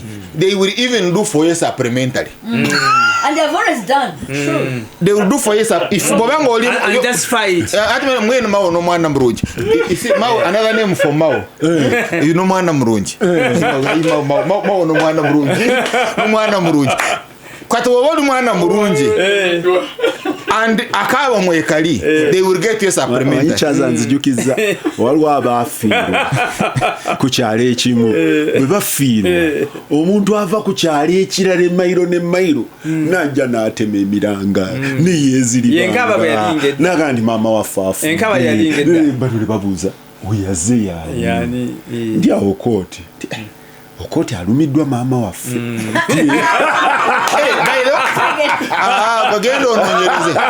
genda ononyereze maama we bayina obuzaali kakati so simanyi oba gwenjogerako gwoyogerako nze njogedde ku mulala olunaku lwale lwakwera kakati tuyinza okwera nga tuzza wansi wa kitanda now supplementary gye bagenda okukolera ate wetagayo speaker yes naye abiyingiramu kata wabiyingiramu ate akakiiko wanji ate komiti anti kakiiko is PS komiti ya parliament anti that is PS yadiringa nabo yadiringa nabo and you know yadiringa nabo gwe kibazo omanyi nga wamanyira wanti mmanyi kyovolaba yalwawo omukulu okumanya nti waliwo nga ba MP abakwasaganya okyajja ogenda kujja that's why you see ena munkekera ebyo bisiro twakagibita aina PS in this design the syndicate of the deep state kubanga iri in control of the PS and it must also be in control of Bank of Uganda and in control of the speaker direct kalate contradiction control of parliament contradiction ebadde ku speaker now so PS finance is in control of the committee now ya budget oba ya finance ya budget anti budget you see waliwo mbasi bimanye waliwo katonanya ya finance ya salons nolwekyo zonna zino kubanga iri mu control yazo ya budget ne ya finance and you see ebyo sibitegeera bulungi there is in BOQ there is the inbuilt deal kati inbuilt deal yejira muloni no tetaaga oluguudo ono ajja gamba twetaaga oluguudo wano we need an express highway turukunjiri we need an expressway turukunjiri John Parkin byawandiika mu self confessions kakati oyo bwagamba nti we need an expressway turukunjiri ajja ku designing alone kati bwa designing alone awetaga speaker. You needed the speaker. That's why you see the speaker is very very critical. Alcohol taros amanyi nyo that office. Why? Because you also has the security. Actually omukyalo anita amongo oyo kati fa amanyi okogeza emizimu ngino okumwogeza indibya babyingi nnyo otekawo kikalimbwe kamula bintu binyoyira okumuteeka ku nnyinda awo yajja byogera kalimbwe bane omuloze n'enviri zogeza emizimu egimu ekiika tasobola kwogera era abadde very critical mu bujagaliro. So now kati kyembalengezawo okukolaga mukulu kibazo, there is a standing order, go and verify it. Okufuna loan, the NRM secretariat discusses it. Yes, you know where I'm input. So it's very elaborate. So they are designing ananga twetaga traffic jam twetaga impede express and two nebaleta ne media ngeyomba kujaka bakagenda ne loan bazifuna the project ne mali emyaka 5 nga tetandikanga ne taga loan ya the first deal on the loan is there is the fee. Waliwo unajireta unajira inakutembeta inako fee. And now noja nofuna finally ingeri jo sasula. Because siraba we contractor ingeri jo Uganda siraba ingeri jo sobola okutambuza ensimbi neziva mu treasury mu Bank of Uganda nezigenda ku muntu omukyamu Japan. Ampuliriza Gasimbagane ne bannamawulire disclaimer kanje yogerere ebigambo byowulira wano si bya radio simu yadde abagiddukanya bya bwogezi kinoomu yadde kibazo taliimu.